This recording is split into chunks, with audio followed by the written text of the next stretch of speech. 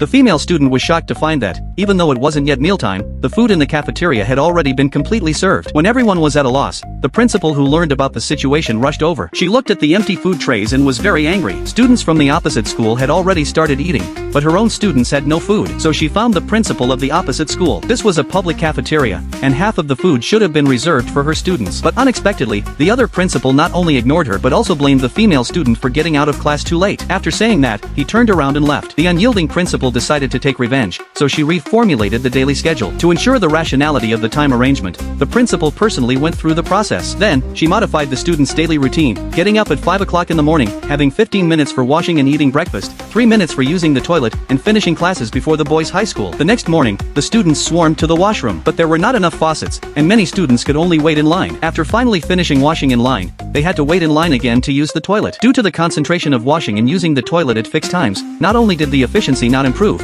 but it became more chaotic. Many students almost arrived late because of this. Although everyone was desperately rushing, some students still couldn't get food, and the female student was one of them. She got up slowly, ate slowly, and was half a beat slow in everything. Seeing that she couldn't eat, a classmate handed her a strategy for the staggered action. Then the classmate told everyone about this plan, dividing all the students in the dormitory into shifts. The first batch would use the toilet first and then wash, while the second batch would do the opposite, washing first and then using the toilet. In this way, time could be fully utilized. After listening to the classmate's detailed explanation, everyone couldn't help applauding her. Then they promoted the new plan to the whole dormitory. The next morning, the staggered action was implemented. Sure enough, the students' action efficiency was greatly improved, and there was no more long queue. This time, they finally rushed ahead of the boys' high school and all had meals without missing anyone. But this time, it was the students of the boys' high school who had no food. The principal of the opposite school was very angry. He found the principal and asked her to give priority to her own students for meals, but the principal was very calm because she had completely followed the requirements of the principal of the opposite school. Just as the principal solved the problem of students' meals, unexpectedly, the teachers started to resign because of the issue of wages.